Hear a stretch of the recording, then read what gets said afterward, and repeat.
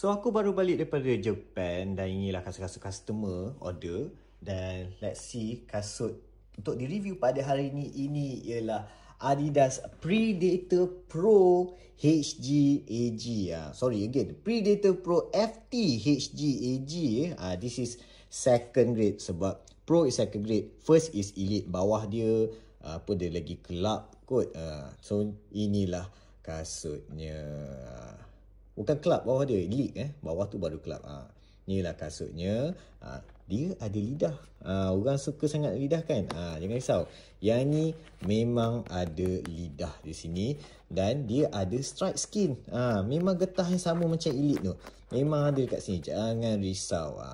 Dan dia pun pakai hybrid touch. Cuma hybrid touch ini tebal sedikit lah. And also heel liner ni pun tebal sedikit lah.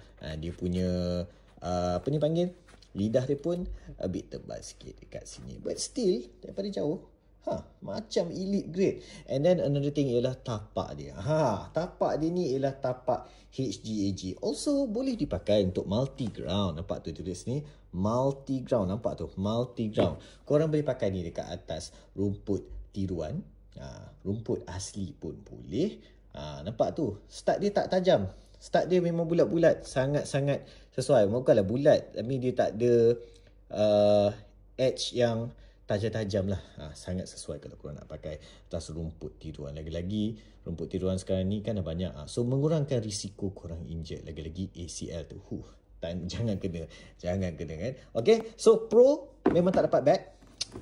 Ini saja. So kalau korang diberi pilihan, korang nak try tak Adidas Predator Pro FT ni?